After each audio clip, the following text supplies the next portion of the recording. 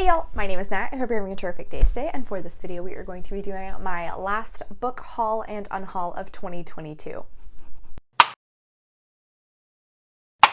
Before we get into anything bookish, however, make sure to hit like and subscribe down below, as well as tell me in the comments, did you get any books as a gift for the holidays? Okay, so as per usual, we are going to be doing a book haul and unhaul all in one. I actually don't have many books that I have unhauled in the last quarter of the year. Technically speaking, I should have sent these 2 weeks ago. First is a copy of The Bone Houses by Emily Lloyd Jones, which I annotated for a friend for Christmas. And then second is Just Haven't Met You Yet by 𝗖cie heç𝘁�𝘁.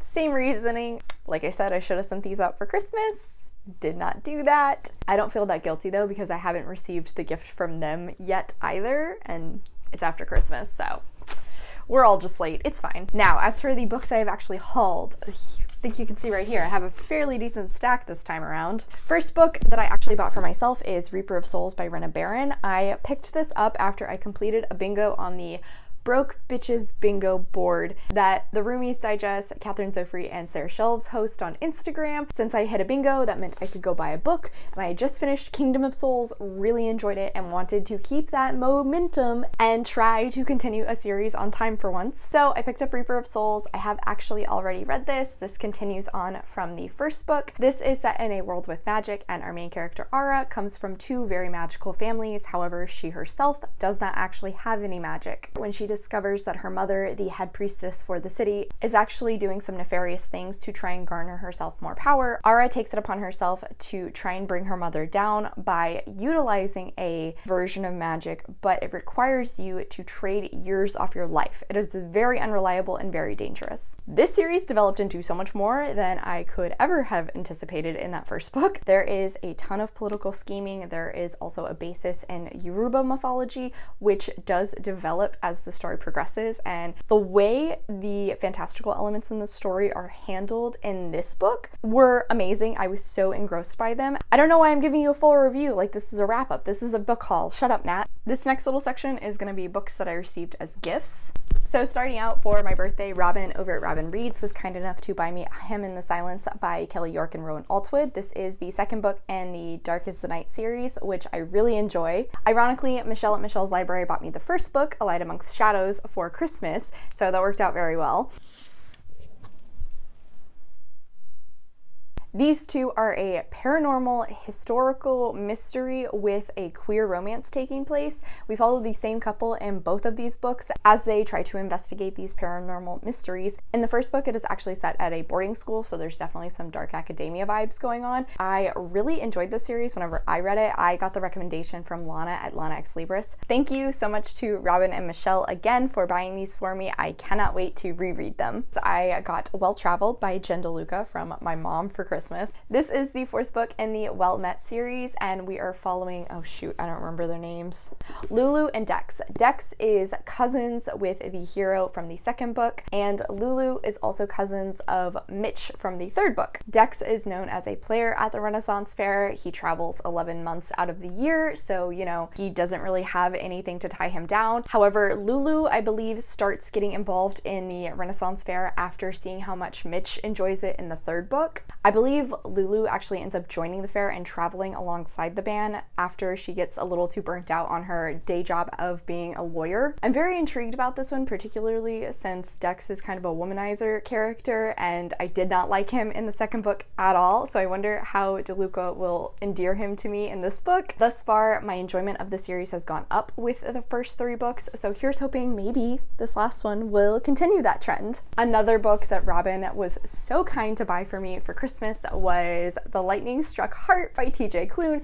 This is the first in his Tales of Verania series, which actually was on my series priorities in 2021, I think.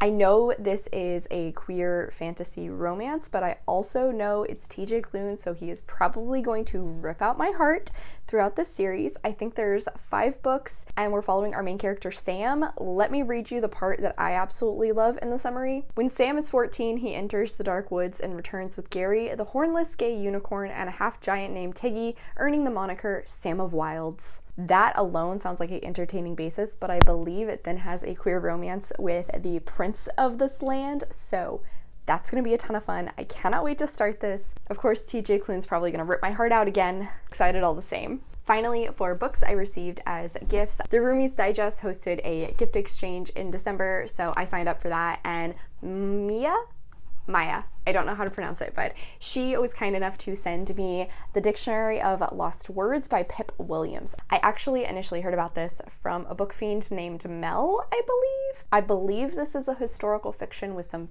feminist elements going on. I'm not going to read the entire summary, but this section does kind of feel like it sums up the story the most. Over time, Esme realizes that some words are considered more important than others, and the words and meanings relating to women's experiences often go unrecorded. She begins to collect words for another dictionary, the Dictionary of Lost Words. I haven't heard many people talk about this one. This is a little out of my usual comfort zone, but it does definitely intrigue me. Historical feminist stuff is always up my alley. I just don't pick it up very often. So maybe this is a book I could read for International Women's Day for my vlog that I do every year. We'll see. This last little section is pretty obviously my book of the month books, and these four work so perfectly together color-wise. So I believe it was in October that I picked up two of these books, one of them being Signed Here by Claudia Lux. This is supposed to be kind of like a dark comedy where we are following a person who works in hell and he's up for a promotion. I think all he has to do in order to get it is get the last standing member of this family to sign away their soul. I don't know why, this just sounds absolutely hilarious, like a great time. It definitely reminds me of the TV show The Good Place. I've heard mostly middle of the road things about this, but at the very least, I hope it's an entertaining read, even if it doesn't knock my socks off. In that same month, I also picked up Thistlefoot by Jenna Rose Nethercott, and I believe this is based on the Jewish folklore story of Baba Yaga, which is, you know, the witch and her house that has chicken legs, which moves. I think we're following two of Baba Yaga's descendants who actually left her house. I think that's it. I actually haven't heard anybody talk about this one yet in terms of reviews. I've just seen other people buy it and express their excitement, which I am right there in the same boat. Anything that is folklore or mythology based automatically makes me happy, and I am very intrigued to pick this one up. I've never actually read anything that had the basis of this myth, but I do know there are many books out there with it, so perhaps if I really enjoy this one, I might check out some more of those. I do have a video idea planned for this book though. Here's hoping that will happen in 2023. And then for my final pick in November, I went with White Horse by Erica T. Worth. It is a horror book, but I have heard it's more literary horror.